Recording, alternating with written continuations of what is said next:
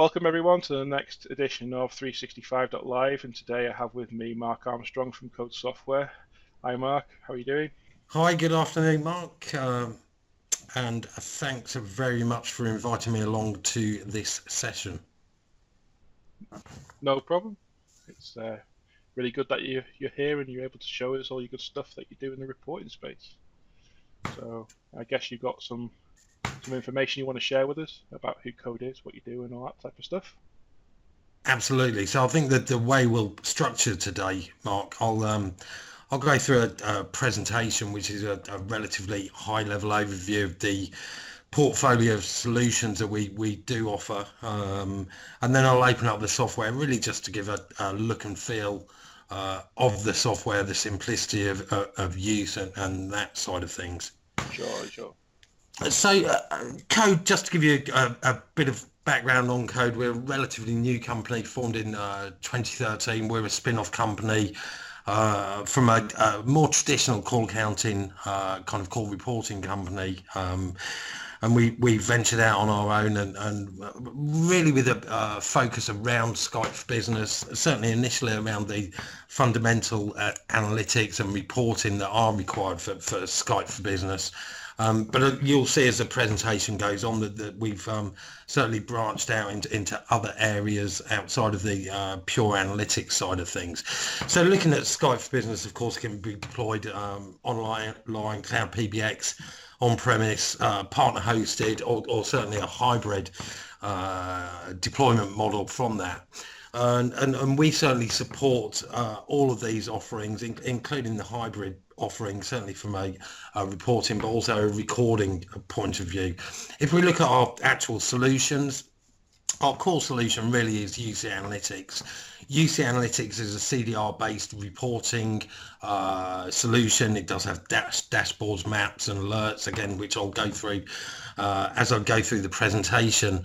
In addition to that, we do have UC Analytics Plus. UC Analytics Plus is an additional module to UC Analytics and was really designed and developed because of a big gap in the market for organizations that are using response groups and need some real-time visibility around the productivity, the call handling, that side of things for the response groups, and really investment, I suppose, financially, but also from a deployment point of view in full-blown contact center software solutions would be overkill. So we very much position UC Analytics Plus as a cost-effective alternative to full-blown contact center software, as I said, supporting response groups. And then the third element to our portfolio is UC Recorder, which is a Skype for Business recording, voice recording solution, which again supports Skype for Business on-premise, cloud PBX and online. So with a single application, if you like, we cover off reporting, dashboards, we've got the wall boards, and also the recording, voice recording elements. Sure. So it's quite a broad spectrum, really. Yeah, absolutely. So I think certainly today we'll put a focus on UC Analytics, the core reporting monitoring solution. We'll touch on UC Analytics Plus and UC Recorder relatively quickly. But if we look at effectively the challenges, and these are really the business challenges that are presented to organisations that have deployed Skype for Business, and really the big challenges are really about the usage, the visibility of the usage. We've got certainly user adoption, but also the user experience, and I would class user experience being the call quality area and even the employee productivity. So it's essential that the service that is being delivered via Skype for Business, that whole kind of user experience side is at an acceptable level, and any anomalies or anything like that are being highlighted. Yeah, That's the, sure. I mean, one of the challenges I find, right, it's not on this slide, but you probably see it a lot, is that customers really love the analytics side. Like they love the idea of it, and when they realize that actually they need to employ a relatively small team to keep on top of it, they kind of like say, well, I like the idea, but I'll run without it for now, and I'll call you for problems. So how do you guys get around that challenge? So yeah, I mean, there's certainly elements to the solution that can highlight these issues and really whether it's quality-based issues. We do have alerts associated with the software, so it makes it a proactive, if you like, approach to quality based issues. Typically you're going to set up these alerts which are threshold alerts.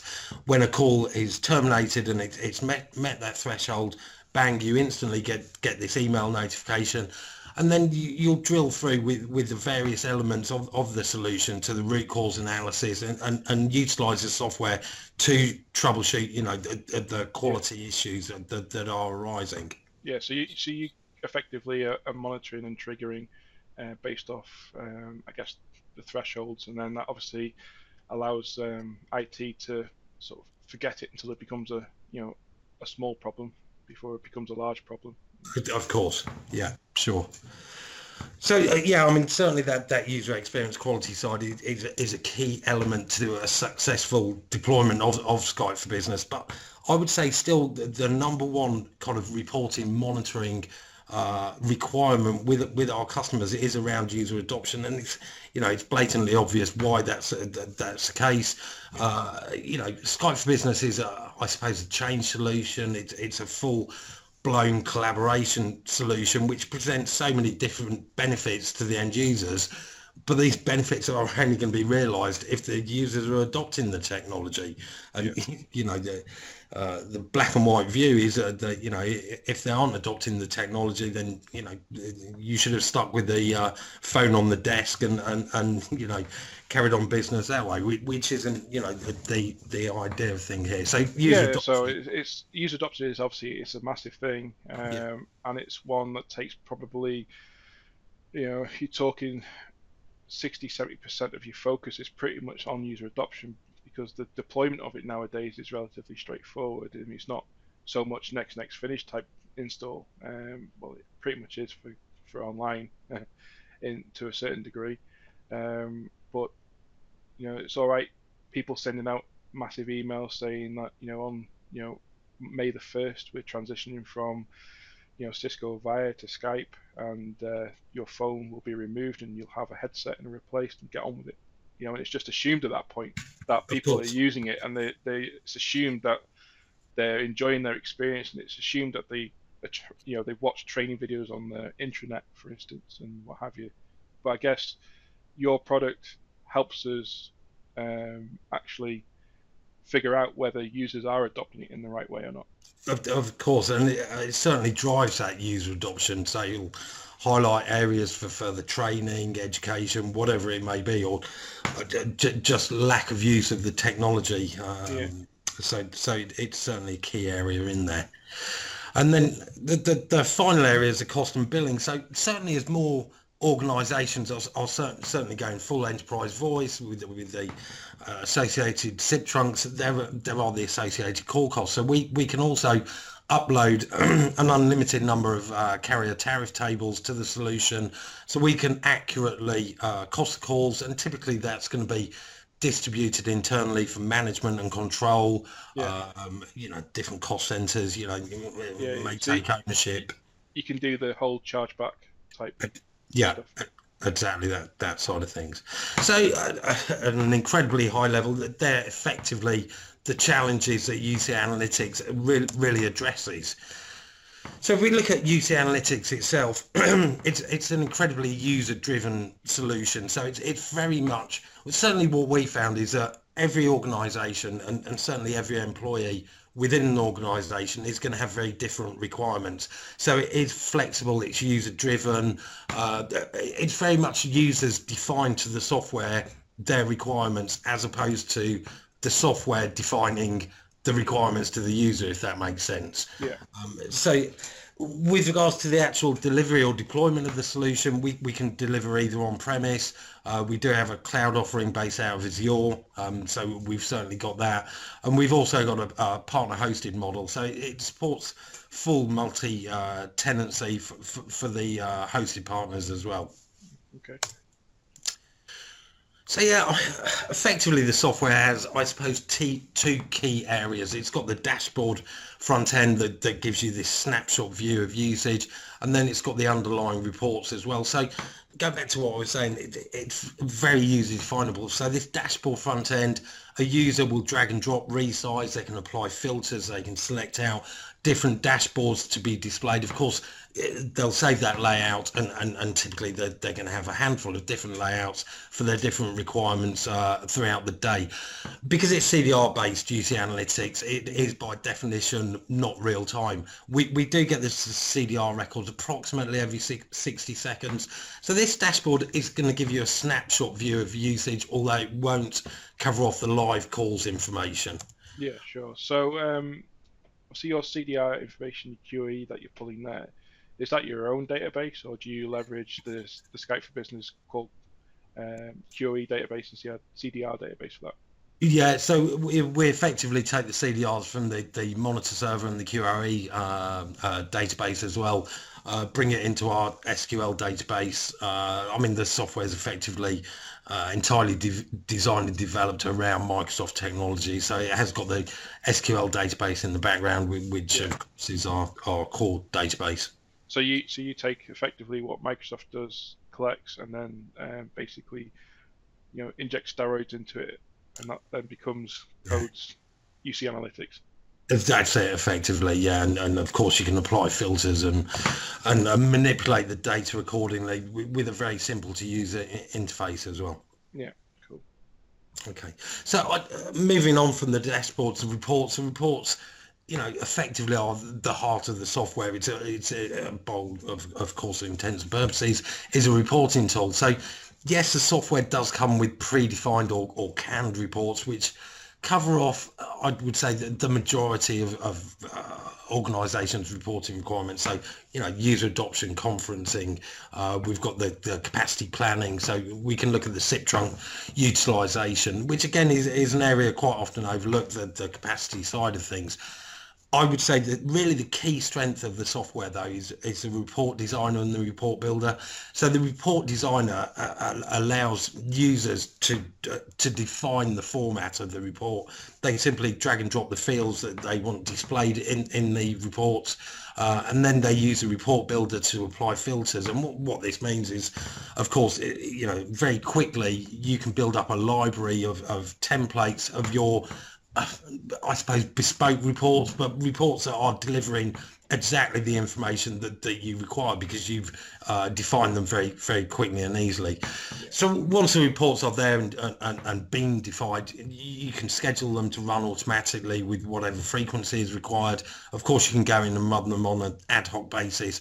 And as I mentioned just then, you can save them as templates, and typically an organization will build over a period of time, I suppose, a library of templates, relevant templates for their specific reporting requirements. So they're the two key areas: the dashboard front end, the underlying reports. There are system monitors effectively giving an incredibly high level overview of this solution. These shows both the modality, so the different collaboration types for a specified date range, and also there's a quality system monitor as well, again giving that high level overview of the daily quality of the calls. What we've also got, although the data on this screenshot's not amazing, is we can also look at the consumption of the technology. So you can see how many users are actually active on the system and how many inactive users you've got on the system. So as I said, it's a good way of presenting the consumption of Skype for Business. And again, I suppose going back to user adoption, are people actually using the technology? So we've got the system monitors incredibly high level. The call detail monitor is actually where we can drill down and get a lot of detail, call quality detail on a specific call. And I'll show you in the demonstration how easy it is to kind of locate a specific call We've got caller, callee information on this. We can see an overview of the call, so service type, date, time, duration, that kind of thing. We've got some network details around information like the MOS, the jitter, the packet loss. When we're looking at devices, we can see the connectivity type, so if it's a wired or wireless Ethernet connection, a VPN connection. We can see device types as well, so maybe it's a Plantronics headset, whatever it may be. It might be an unapproved device.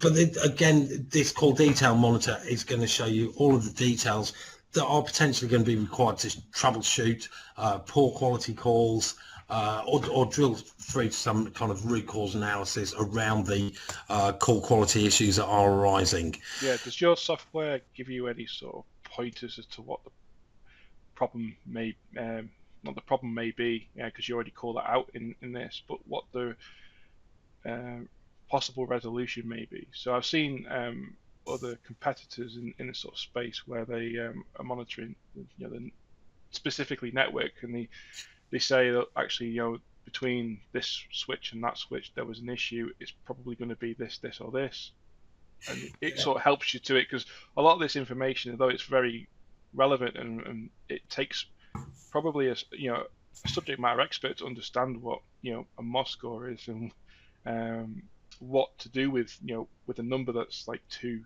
where do you start troubleshooting, etc. So for the non-educated, that's the wrong word, for the people who are just sort of coming into Skype for Business in the UC world and they're trying to administer it, what sort of assistance does your software give them?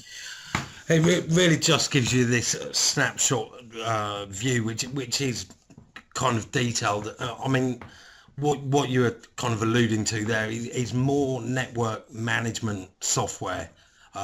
So we don't really get that deep and dirty on the network side of things. Yeah, sure. I was just using that as an example. But the company I've got in mind have also got a competing product to this, so just put it out there. Yeah. It is effectively what we're seeing here. So there's no kind of guidance or that side of things. Okay. I mean, that said, it's certainly something that we could potentially consider, I suppose. Okay, cool. All about making the products better in the UC. And of course, it's all software development is a dynamic thing, and we're reliant on feedback from our customers, partners, and everything to ensure that the product is as cutting edge as we can possibly make it. Yeah, sure. So what we've got, what we can see on this particular slide is a user map. The user map, I suppose, is a fusion of user adoption and quality as well. So we can select out an individual user and see some stats around their usage of the technology. So you select out date range for that employee. You can see volumes and details around calls, whether they're voice, video. You can even see IM and app sharing details. We've got that chart in the top right hand corner, again giving a snapshot view of usage of the technology. Yeah. Conferences, of course, conferences are they're a massive area for Skype for Business, and what we can certainly do is look for this individual user, how many conferences they've organised, and how many they've attended, and there is click-through kind of drill down from this initial screen where you can select an individual conference.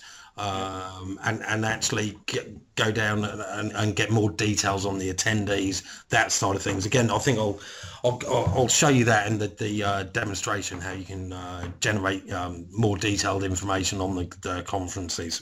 Cool.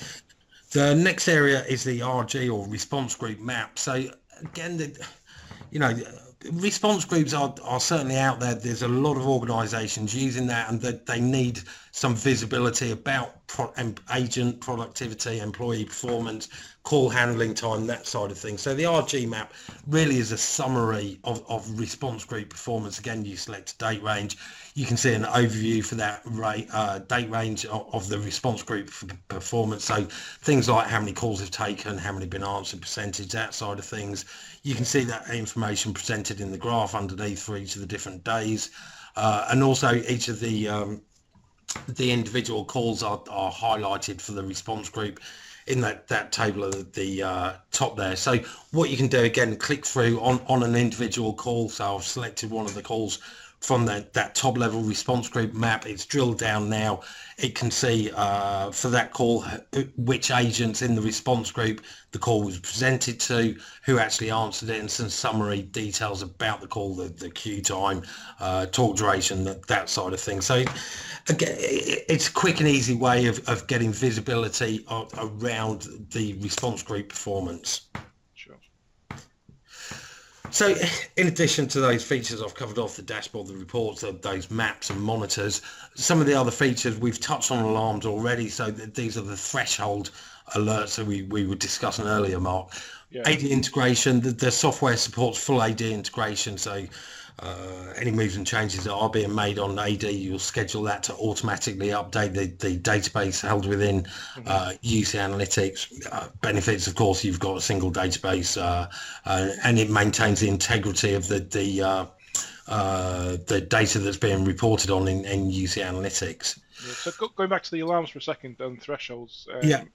Out of the box, does it come with your recommended sort of levels of recommended thresholds, or is it? I mean, it's all user defined. So, but I mean, it's very simple. The alarms effectively have a wizard that walk you through, who the alarm's going to be generated to, what the thresholds are, and then you specify, if it's a mean opinion score, you simply put in the desired mean opinion score, and it will generate the report. The alarm based on that threshold. So it's a very simple process to set up these alarms. Sure. And finally, the security policies again play a really quite a crucial role in the successful deployment and use of UC Analytics. So you can set up an unlimited number of user profiles and associate the security policies to this. So literally all of the features, functionality that I've covered off already in the presentation, you can turn on or off according to a profile. But I suppose more importantly, you can do this at organizational level. So I don't know, a location or a departmental head, when they log on, they're restricted to only have visibility of information pertaining to their particular department. So as I said, the security policies really are key to the successful delivery. And what that also means is very often the reporting UC Analytics is taken out of the IT department or the technical side of an organization. It's simplified in its usage. You'd restrict a user maybe to the dashboard, a couple of templates, and it's so you could give access to your finance department for instance, to say, hey, just log into this portal, download your cost reports for the calls, for your chargebacks monthly, off you go, or even schedule them, I guess. Yeah, absolutely that. Yeah, so it makes it a user-friendly solution that, as I said, can be taken out. At the same time, it is a bit of a double-edged sword, because we need a reporting solution that you can get very granular with. So there is that element, but that's restricted to the technical guys, and then of course the business users of the solution, they don't have the time or the inclination, do they, to see that? And there's a real appetite right now in the marketplace where IT teams are saying, well, how much can I divest to non-technical staff? Yeah. How much of this control, how much of these moves, changes, process can I actually give to department managers or to first line support, for instance? And it's good to see that so many companies like Coda sort of starting to to realize that and adopt it into their model. Yeah, absolutely. So that's the core solution, UC Analytics. I'm probably going to skip over the next slides relatively quickly, but just to give you a flavour of the additional areas that we do cover off. So I mentioned earlier, UC Analytics Plus, it's stepping away from CDR reporting. It's looking at live calls, which are presented on these wall boards that we have. and the support is, of course, for response groups. It is a cost-effective alternative to full-blown contact center software. But as you can see in this particular warboard example, it's got a combination of live information, so availability. You've got the agents logged onto that response group, the available agents, historically the answer calls, the drop calls, back to live information, active calls, calls in queue, and average queue time. So, server delivered solution, so that it's just accessed via a web address, or does it require... Exactly, and in fact each of these warboards are actually generated in their own web page, so it's very much down to the end user to define how they're going to lay out the warboards on their own screen. I mean, this particular example here, because it's large tiles, typically that's going to go up on a wall mounted monitor, and all the agents of course have visibility of performance for the response group. Yeah. Do you allow branding of these pages as well? Yeah, we can certainly brand the solution start to finish. It's very easy to brand the reports. You can change the color scheme. You can add logos. We can even brand the entire solution if that's a requirement. Right. Okay. But the UC Analytics Plus, it's not changing any of the functionality of response groups, right? That stays in place. It's purely visibility of what's happening. Exactly that. Yeah. It's just giving that visibility. It's giving the information for the whether it's the response group managers or whatever to make informed decisions on the allocation, I suppose, of the employee resource. Yeah. And is this you say live? Is it how real time is it? Oh, I think the delay is about 1 second, but it's effectively giving live information. Yeah, so you're basically hooking into the RGS database then? Yeah, that front end, yeah. Yeah, cool. Yeah. Just another example of one of the more technical, I suppose, warboards there. But then we've also got the associated reports. What we're seeing here are examples of reports. Going back to what I was saying earlier, the flexibility of the reporting side of the software means the reporting options are literally endless. So these are just some examples. You can see on the left that you've got the kind of availability for an agent when they logged in, when they logged out, how long they're available on a call for, and I suppose more importantly in the table underneath. Yeah, you can see it. It's kind of possibly a name and shame thing. You can see when who's hiding behind busy or do not disturb and that kind of thing. Naughty Caesar. Yeah, exactly. He'll be in trouble. Yeah, so that's a good thing, because obviously the step from response groups to full-blown contact center is huge. It's a huge jump, and there's nothing in between it. And at least this unlocks some of the potential in RGS that previously wasn't around. Exactly that. And so, actually, on the UC Analytics Plus, what we've also got is this live calls monitor. So this is giving some of the quality-based reports or details for live calls. And I think typically the use of this would be if a quality issue has been identified and you want to look at some live calls. So I suppose you'd run some dummy calls. You'd open up this live monitor and you could see, I don't know, peaks, troughs, whatever it may be, but that live quality information as that call is in progress. Okay, cool. So I mean that's a real-time call quality, and the final element being UC recorded, which is our voice recording solution.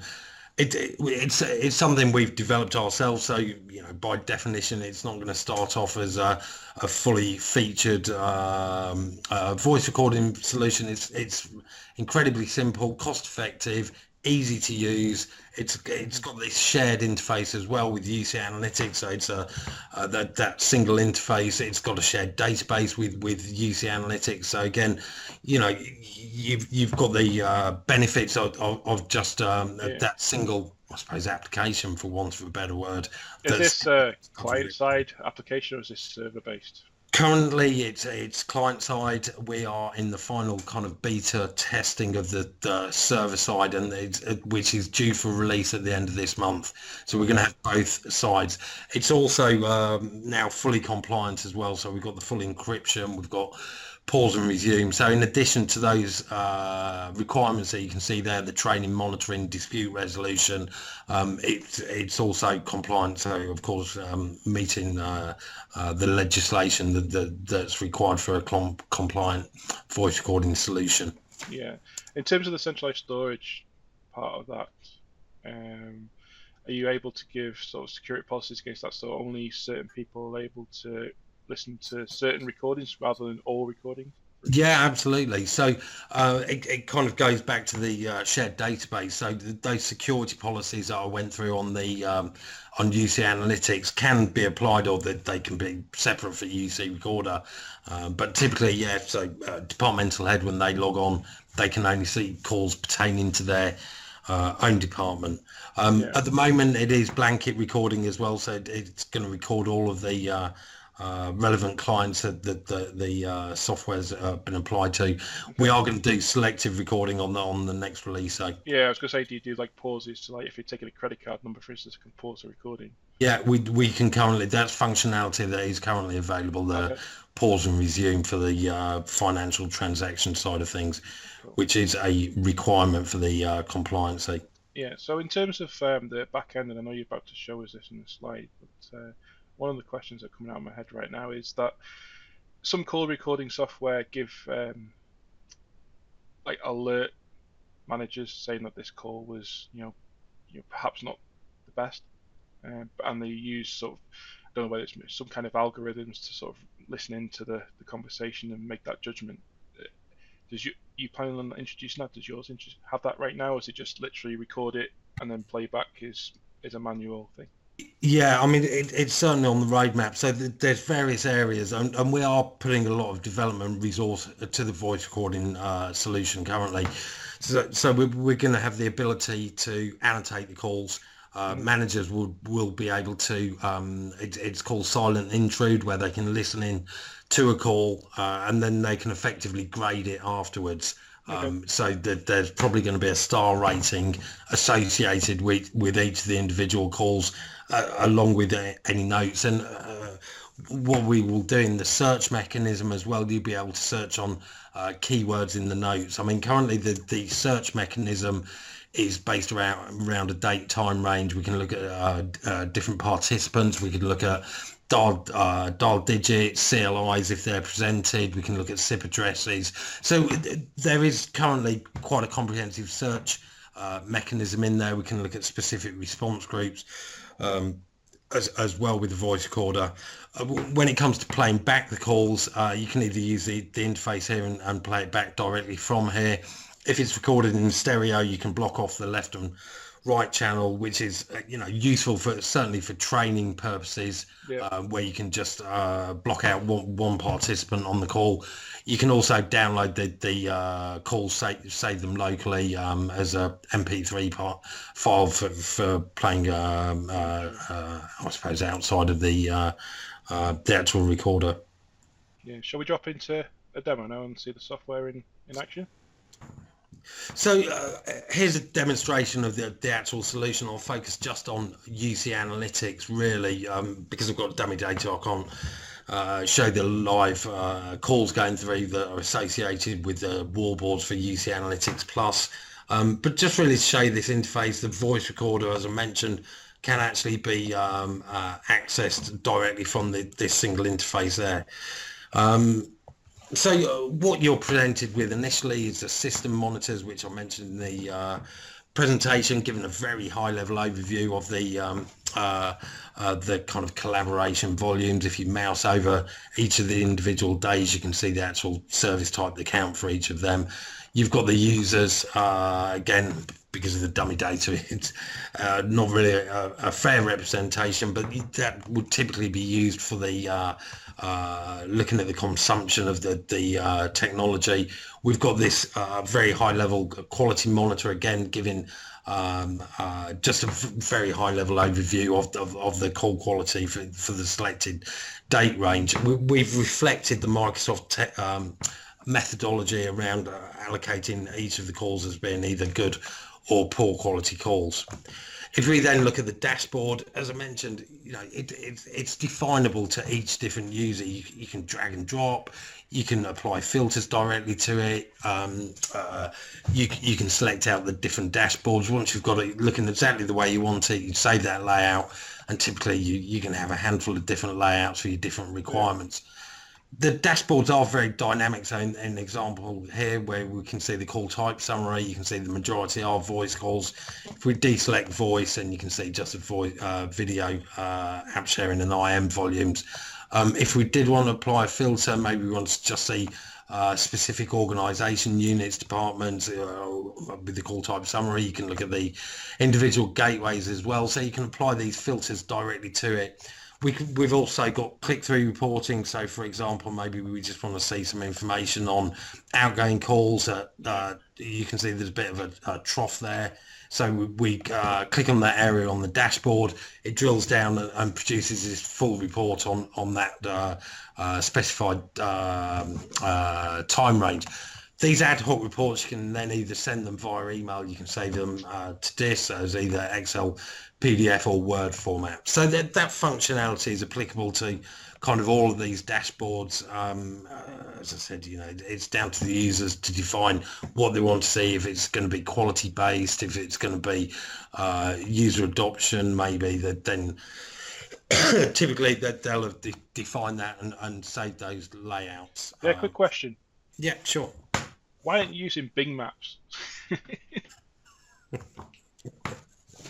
Speak to our developers. Okay. Yeah, good question. There you go. One thing you can certainly do, I mean, all of the dashboards are a combination of these kind of chart-based dashboards and also some kind of table-based dashboards. So here you can see the call details. These are all the calls going through, and this is actually one way of accessing the call detail monitor. So you can apply the filters to search out, I don't know, the CFO calls and said, look, I've had a bad quality call, so you can just select out his details. It will update the dashboard here accordingly, and then you can select out the specific call. You can see information for that call. You can see if it's a good quality, poor quality call. So maybe I just want to change the sorting to, if you want to see maybe all the poor quality calls, sorry, then we can sort it accordingly. All the poor quality calls are highlighted in red. And clicking on this end icon there, we can then open up each of the individual calls and get this call detail monitor that you can see coming up now. So you've got information on the call, that specific call. You've got the overview details. You can see it's a poor quality call. Some of the network information there as well. We can look at the different device types. We can see more detailed quality information for this specific call. So this call detail monitor is a very quick and easy way of getting through to of course the more technical details that are going to be utilized for troubleshooting individual calls that do have the quality issues. Typically you're then going to run the reports which are going to give you that kind of detail that you're going to go off and take the appropriate action with there. Cool. So how would I generate an alert, for instance? Okay, so the alerts are based out of here, and as I mentioned, these are it's effectively a wizard, I suppose, where I create a new alert. We can specify date range or days of the weeks that you might want these to be active on. So maybe weekend calls, for example, if you're concerned about costs or suspect calls, I suppose. you apply the conditions here. So it could be the dial number, the employees, specific employees as well that you want to apply the alert on. It could be inbound, outbound, different service types, and the thresholds are where you actually apply the criteria. So there are kind of business related ones or more business ones. So so you're following 0906 numbers for 10 minutes. Exactly. It's an HR issue, right? Yeah, I know we were talking earlier about the kind of mean opinion score based one. So if I wanted an alert on any call with a mean opinion score less than 2, for example, that's how I'd create and then save that alert there. Yeah, sure. And it's literally as simple as that. You set up as many alerts. It's literally unlimited as required by the users. And the diagnostics IDs, that's just basically in the reports. Yes. The conversations, not server event IDs, for instance. No, it's not. It's effectively the error ID on the call. Yeah, cool. Awesome. So a couple of, I could go through the dashboard, show all of the dashboards. Really what I'm trying to show here is the concept of the dashboards, how easy it is to use it, to drill down, to get more information.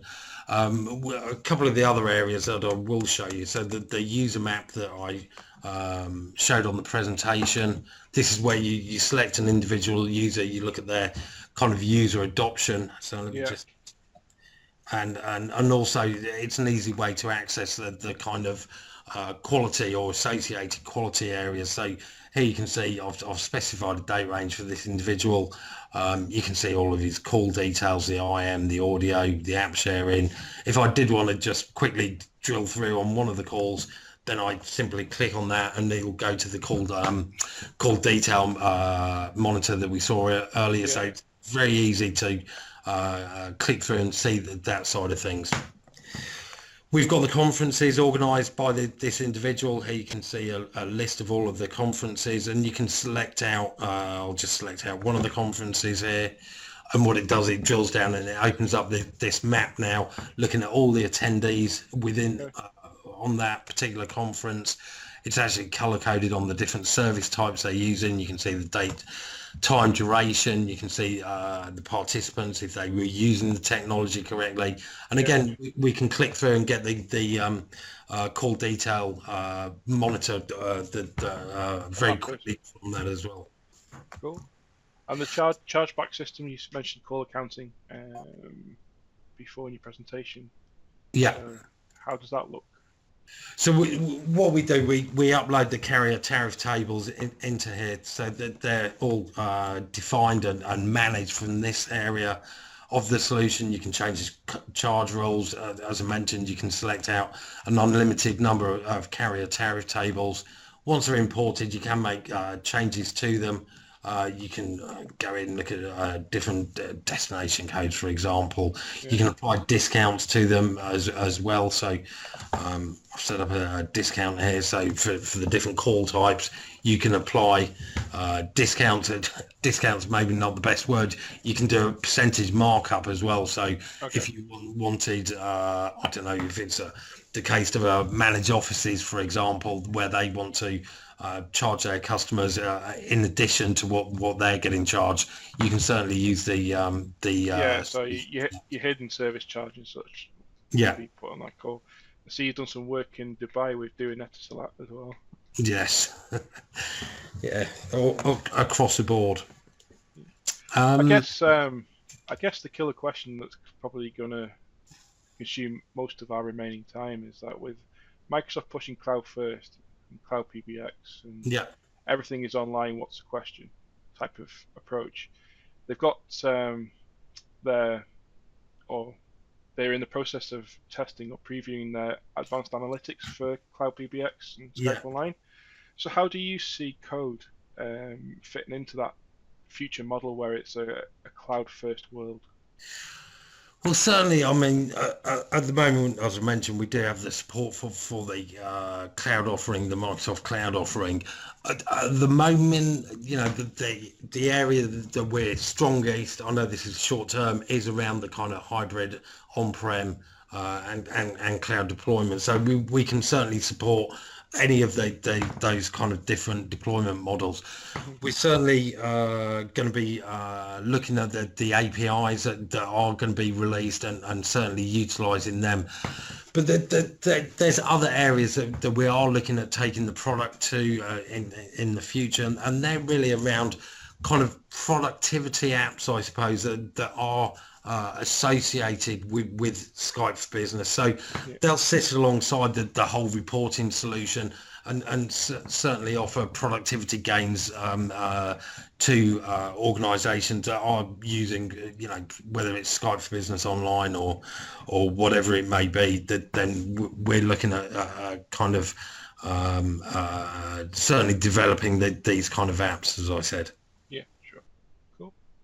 It's quite interesting I mean, kind of Microsoft have kind of killed the analytics space now with going cloud first and releasing their own version, I guess.